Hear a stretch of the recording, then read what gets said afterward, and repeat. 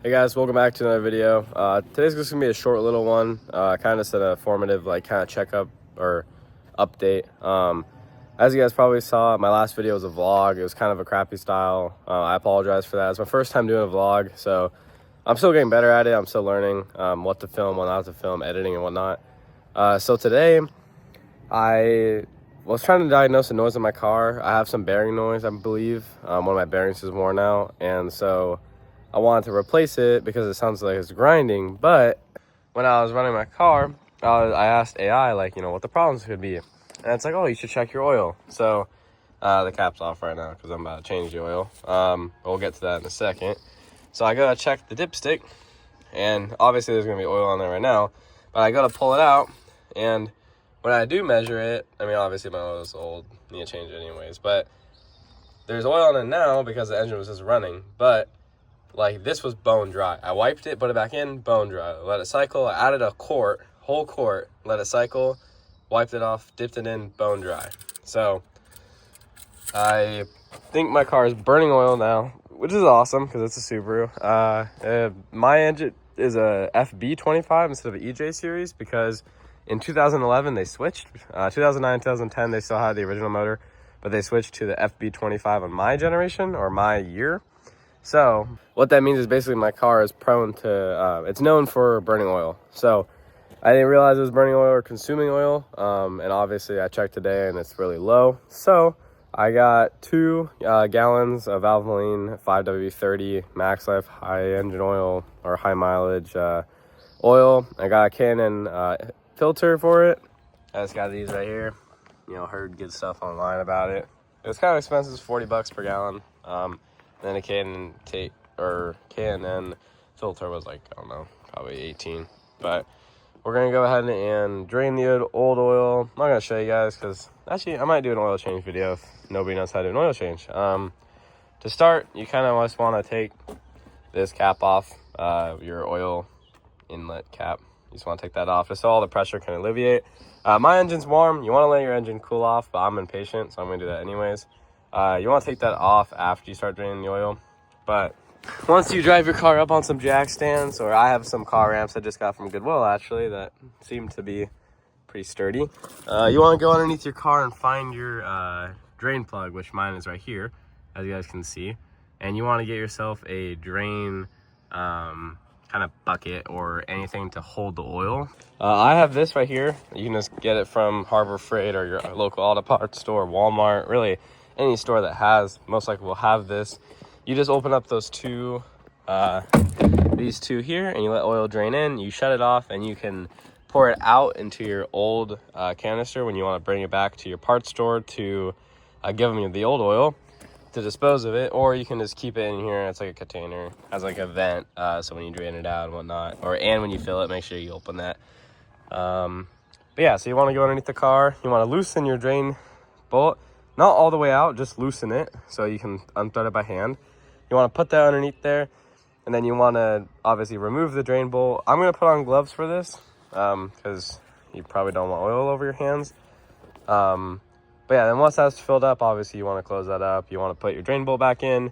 It's pretty snug, not super tight. You don't want to thread it out, but you want it to be tight enough to where the engine vibrations and everything won't just let it fall out. That wouldn't be good. No oil in your engine anymore. You're supposed to replace the crush washers. Most of the time you don't need to, but I think I have one, so I'm just going to use it. If I don't have one, I'm just going to reuse it.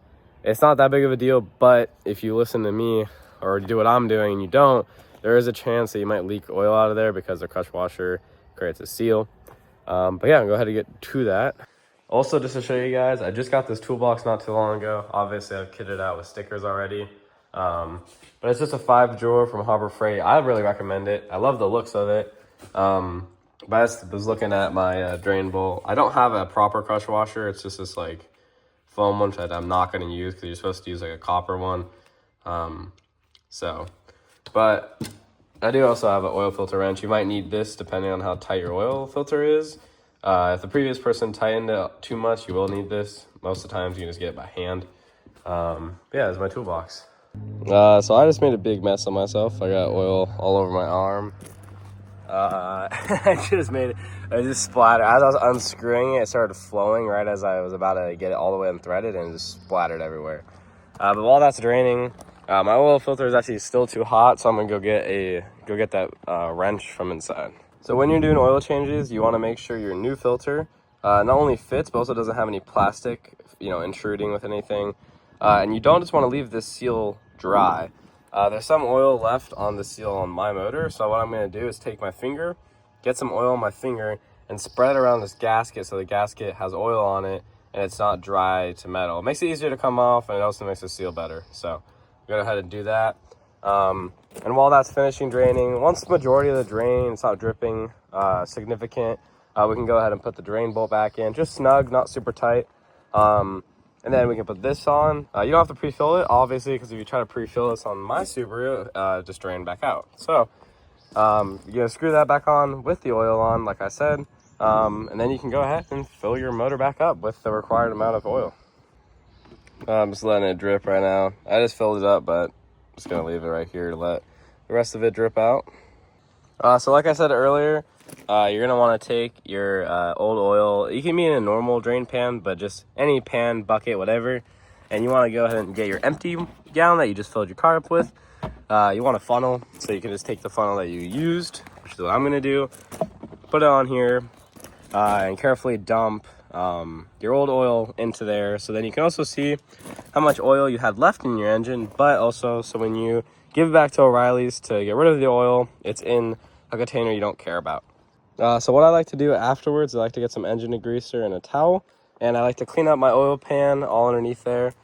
Clean up here any oil that must have gone on the engine, any parts on the chassis, any of your tools. I just like to use any degreaser to clean it up. What I also like about using K&N or any some certain oil filter brands is they have a little sticker that you can put on either on the outside of your oil. You can put it inside the car somewhere, on your window, anywhere you want to remind you when the last time you changed it. So if you lose your notes or in your phone or something, you can always resort back to this. And one thing I forgot to mention was I like to clean the drain bolt and any oil inlet outlet things, bolts, whatever you want to call it, to see if there's any leaks. Because when you start the car, there might be an oil leak, we don't know where, but if you clean everything, you can see better where. So since we did that, since we filled it, we tightened the bolts, filled it, like I just said. We can start the engine, make sure it runs fine, sounds good, no leaks. We can check the oil level. If you need to add a little bit, you can. So let's do that. So once you start the engine, you let it idle, I'd say for about 30 seconds, just to build oil pressure. You want to go ahead and find your engine oil dipstick. Normally it's just yellow. My cap's painted blue, but I left this yellow so I can identify it. You want to go ahead and pull that out. If you have a rag, you want to normally wipe that clean. Just like how I'm trying to do one-handed here. Make sure there's no oil on the dipstick so you can accurately measure it. You want to stick that back down there. All the way down so it's closed. Pull it right back out. And then you can see if my camera can focus. We're still a little bit low. We're on the lower side of oil. So I'm gonna go ahead and add a little bit of oil out of my other gallon. It doesn't look super low, maybe just another quart or so, and then we should be good.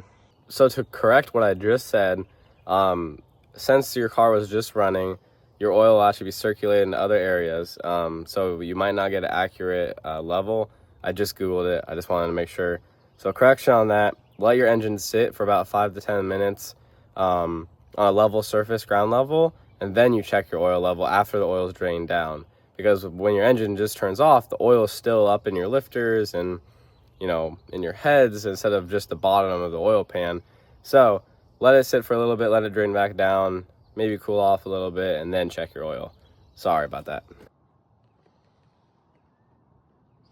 All right, so after I just checked the oil, after it's been sitting for a little bit more, probably about 30 minutes now, I was just hanging out inside. The oil level is perfect. It's just about a little bit over halfway, so that's better than obviously being low like how it was earlier. I'm gonna keep the oil in my car because it is burning oil, sadly. I'm gonna go to the gym soon, and then I'm going to drop off all the old oil at O'Reilly's or any auto parts store. I'm pretty sure takes some. I'm not sure about Napa or AutoZone, but I know O'Reilly's does. Then yeah, that's just a short little update. So that's how to do an oil change if you didn't know how to do an oil change. Obviously it varies vehicle to vehicle about how much you need and everything. At least for a 2011 Super Forester 2.5X, not the XT. But yeah, so my car's burning oil now. We know that. Still running fine. Transmission's fine. There is like a slight like metallic-y noise, kind of like a bearing gone bad in the front. I recently, I'm not sure if it shows it in the vlog, but I replaced these two idler puller bearings. But the problem is I don't know if my tensioner is bad. I'm not sure where the metallic noise is coming from, but it's coming from the front end here. I know it's a bearing or something, so I'm gonna try to figure that out. But in the meantime, at least my car's has oil and it's not burning oil. So yeah, thank you guys for watching.